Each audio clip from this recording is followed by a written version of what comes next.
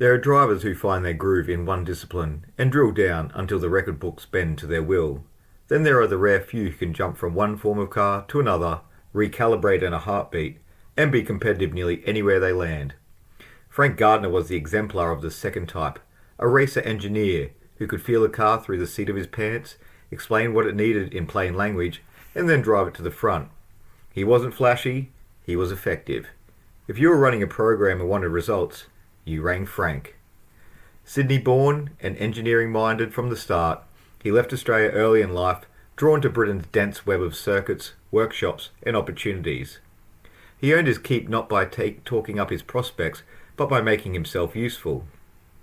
Teams quickly noticed the combination that would define him: a methodical approach to preparation, a clean, efficient driving style, and a way of cutting through the noise to things that made the car quicker. In an era where mechanical sympathy decided whether you made the checkered flag, he treated drivetrains like instruments, not sledgehammers. Before the saloons and the big titles, his reputation grew in sports cars. Le Mans in 1962 offered an early sign of what he could do over 24 hours. Sharing a Lotus Elite with David Hobbs, he kept the car healthy, the lap times consistent, and the mistakes to a minimum. They won their class and finished 8th outright. No small feat in a frail little Lotus pitted against much bigger machinery. It set a tone for Gardner's career in endurance racing. There to do the job, alert to the car's limits, and quick when it mattered. Back in Britain, Sunday afternoons in the British Saloon Car Championship were where his name became a kind of warning. The series would later be known as the British Touring Car Championship, but in the late 1960s it was already a proving ground for hard-nosed racers. Gardner was the driver you didn't want looming in your mirrors. Elbows out, but precise rather than ragged, leaning on rotation and traction rather than bravado. In 1967 he took the championship in a Ford Falcon Sprint, a big American coupe wrestled into submission on the tight British circuits. The trick was how little drama he made of it: short braking zones, early throttle, clean exits. The following year he won again, this time in a Ford Escort twin cam, a completely different animal that demanded finesse and rhythm. And then, in 1973, he won third crown in a Chevy Camaro Z28, applying the same engineer's logic to a car with thunderous torque and getting it to behave over a season. 3 titles, 3 very different cars. The constant was adaptability. Open wheelers were not a side quest, they were one of his true homes. He was quick in Formula 2, formidable in Formula 5000, those brawny single-seaters with big American V8s and comparatively modest downforce. They rewarded commitment and punished untidiness, and Gardner was always tidy under pressure. In the 1960s and early 70s, Gardner was a Tasman Cup stalwart. During the 2.5-litre era, he made more starts than anyone and trailed only Jim Clark on cumulative points, regularly dicing with the visiting F1 royalty. He was often the best of the locals, for example taking third at Warwick Farm in 1966 behind Clark and Graham Hill, with Jackie Stewart fourth. In 1967 he tied for second in the championship with Jack Brabham and Stewart, all behind Clark's dominant tally. He remained potent into the Formula 5000 Phase 2, winning the 1972 New Zealand Grand Prix in a Lola T300 and finishing third overall in the 1972 Tasman Series behind Graham McRae and Mike Howard. Proof that he could trade blows with the era's very best, from Clark and Hill to Stewart and Chris Amon. In 1971 he took the European Formula 5000 Championship, chiefly in a Lola, beating deep fields on serious circuits. The discipline suited him well. The cars communicated plainly, and he listened. His feedback could transform a setup in a single day of testing, and his pace backed up what he asked the mechanics to change. Formula 1 too crossed his path. He started a number of World Championship Grand Prix through the mid-60s, most often in customer or privateer machinery rather than the latest spec works cars. The record shows no points, but that misses the point. He was valued in the paddock for the development work he did and his ability to jump in, bring a car up to the edge of its window, and tell the team exactly where it was falling short. In the days of non-championship F1 races and constant component churn, that skill set made him an essential stand-in and an excellent tester. Reliability, luck, and equipment limit the results sheets. his standing among engineers and team managers did not suffer for it. Sports cars continued to weave through his career. Beyond the Lotus at Le Mans, he had seat time in serious machinery, notably Ford GT40s at Le Mans, and later the intimidating Porsches at the notorious Nürburgring Nordschleife, circuits that demanded cool hands and patience. What observers remembered was not theatrics, but control. He could run at 9/10 all day without taking that tenth that might break the car, then find that last bit of pace when the moment called for it. He had a knack for getting through long races with a minimum of drama, a priceless habit in endurance racing, and one that endeared him to co-drivers and team owners alike. When Porsche struggled to convince its regular aces to race the brand new Porsche 917 around the Nordschleife, they turned to two hardened professionals, Frank Gardner and David Piper. On June 1969, in chassis 917004, the pair muscled the twitchy long tail to 8th overall, a result that mattered less for the position than for the message. This terrifyingly quick, skittish prototype could be coaxed to the finish by the bravest and most mechanically sympathetic hands. Gardner's verdict was classic Frank. The thing weaved all over the shop, a car with two personalities, one before 5,000 RPM and another when the second wave of power hit. It was hair-raising and exactly why Porsche needed a no-nonsense development mind like his to help civilize it. Anecdotally, when Frank asked the Porsche team boss why the usual stars, Joe Siffert, Brian Redman, weren't in it, the answer was gallows humour blunt. They were all in hospital. Gardner shrugged and got on with the job. Very frank, very effective. After he'd spent years doing miles and attending too many funerals in Europe, he came home to Australia. He didn't come back to wind down, he came back with ideas. The sports sedan scene was booming, silhouette shells with near prototype underpinnings, and Gardner built the era's defining car. A Chevrolet Corvair with a serious single-seater componentry beneath the body. The engine sat behind the driver, the power to weight was outrageous for the day, and the integration of chassis bits showed his Lola-honed sensibilities. In his hands, the Corvair's win rate bordered on impolite. He turned it into a national title and then handed the keys to Alan Grice, proving that it wasn't a one-man band. The package was fundamentally right.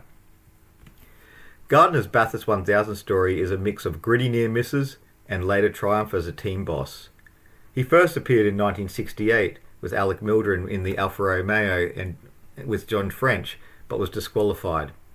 He had his best drive as runner-up in 1975 alongside Bob Morris in a Holden Tirana L34, then paired with Alan Grice in 1976 and 1977, both in Tiranas, both DNFs. He made his final start in 1983 with the JPS Team BMW 635 CSI, retiring early amid what he later suspected was contaminated fuel. Fittingly, cars he prepared went on to win Bathurst, particularly in 1988 with Tony Longhurst and Thomas Mazzera, but we'll get to that a bit later. Gardner's involvement with Australian touring cars had more than one phase. He could still strap on a helmet and get stuck in, but increasingly the pit wall was where he was most valuable. The same clarity that made his feedback gold to engineers made him a ruthless organiser of men, machinery and time. The principle was simple: prepare the car properly, test until you understand it, tell the driver the truth, and go to the track with a plan that can survive the first 2 laps. That approach found its perfect expression in the JPS Team BMW in the 1980s. Dressed in black and gold, the team was a model of order. Jim Richards, baseline smooth and brutally consistent, executed Gardner's program to a T.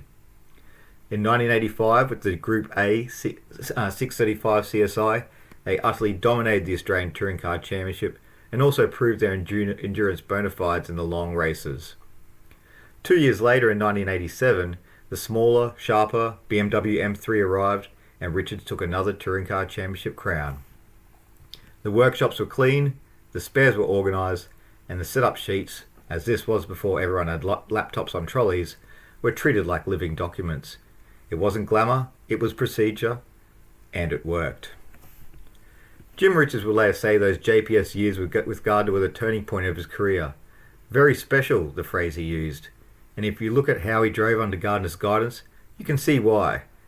The cars were prepared with an engineer's paranoia, the testing was structured rather than haphazard, and the race day calls were made with brisk authority. In the heat of an Australian summer, with temperature and tyres chewing at the margins, that discipline won championships. When the turbo era crested, Gardner adopted again. Together with Tony Longhurst and Terry Morris, he pivoted into the Ford Sierra RS 500s and targeted Bathurst, Australia's most merciless race. In 1988, Longhurst and Thomas Mazzera delivered the outright win. It wasn't the fastest car on pure one-lap pace, but Gardner's approach valued reliability and track position over overreach, and on a day when Mount Panorama took chunks out of almost everyone, the Gardner Ford kept its head. The trophy mattered to him, but what he savoured most was the way a plan had been executed under pressure. It proved that his methods were portable. Different marque, different formula, same insistence on systems.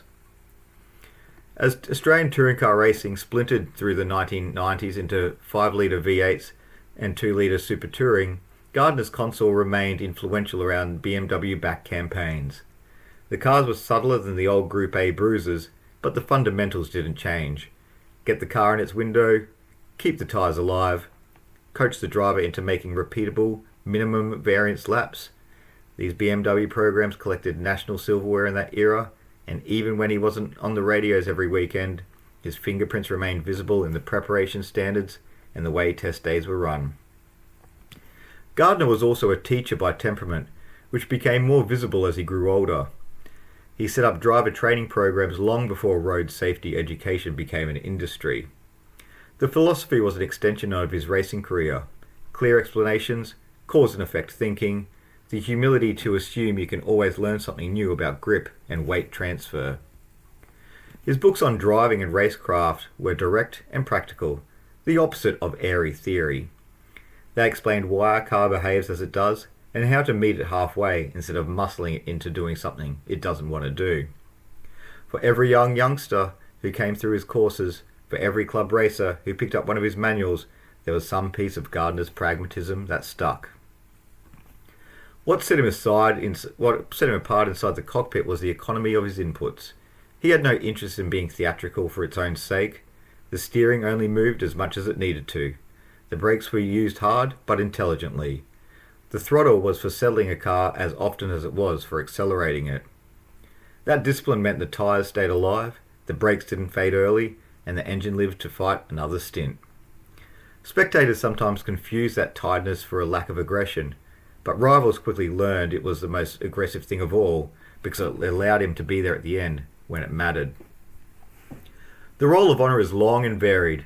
3 British Saloon Car Championships, 1967 in the Sprint, 68 in the Escort, and 73 in the thunderous Camaro. A European Formula 5000 crown in 1971. That class win and top 10 overall at Le Mans in 1962 with David Hobbs. The Australian Sports Sedan Championship in the Corvair, the weapon he essentially engineered from the ground up. 2 Australian Touring Car Championships as team boss with BMW in 85 and 87, and that Bathurst win as team principal for Longhurst and Mazzera in 1988. And threaded through all of it, strong showings in Formula 2, credible Formula 1 appearances in customer cars, and a body of sports car work that impressed the right people even when it didn't grab the headlines. You could build a career on any one of those strands, but Gardner managed them all. He was not sentimental about the job. He wore the same towel hat, answered questions without fluff, and disliked faff. If a driver needed a pat on the back, he would give it. But if a driver needed a hard truth, he delivered that too. He didn't mistake charisma for competence. The paddock stories tend to be about blunt one-liners and pit wall calls made with the assurance of someone who had done their homework. Ask the people who worked with him, and they'll tell you that the public persona, dry, wry, and sometimes gruff, hid a thoughtful problem solver and a careful guardian of his drivers. For all his competitive grit, he was deeply serious about safety. He had seen too much not to be. His emphasis on preparation and on driving within a car's real envelope was, in part, a response to the risks of the era he had come through. When you read his advice to road drivers, you see the racer's mind stripped of glory hunting. Look as far ahead as you can. Be smooth. Don't use more grip than you need, and always leave yourself a margin. That he was later recognised with national honours for his services to motorsport and driver education feels appropriate. He changed outcomes at racetracks, but he also tried to change behaviour on public roads. The Australian phase of his career, and especially the JPS BMW years, changed the way professional teams in the country operated.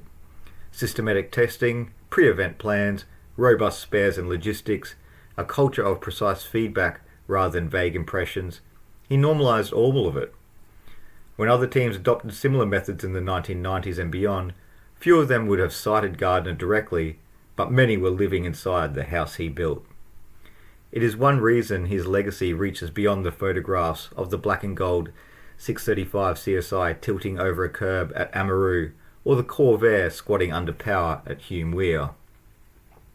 Across the decades he worked with an impressive cast of contemporaries. Engineers appreciated that he spoke their language, drivers appreciated that he made them better, and owners appreciated that he told them what they needed to hear. David Hobbs, who shared that class-winning Lotus with him at Le Mans, held him in clear respect. If you try to reduce Gardner to a single strength, you miss the point. He was a generalist of the highest order, who became, in each arena, a specialist for as long as he needed to be. In a Falcon, he was a master of getting a heavy car to change direction. In an Escort, he was all about momentum and minimum slip angle. In a Camaro, he turned big torque into consistent lap times. In Formula 5000, he balanced aggression with the discipline those cars demanded under braking. In Formula 1, he was the ultimate safe pair of hands in complicated machinery. In sports cars, he paced himself and the machine to the hour rather than the lap. In sports sedans, he proved that concept, packaging, and detail could overwhelm the field. In touring car team management, he created a winning culture and then defended it against the drift and complacency. There's a temptation when talking about old racing to romanticize the danger and turn every driver into dashing figures out of a cigarette advert.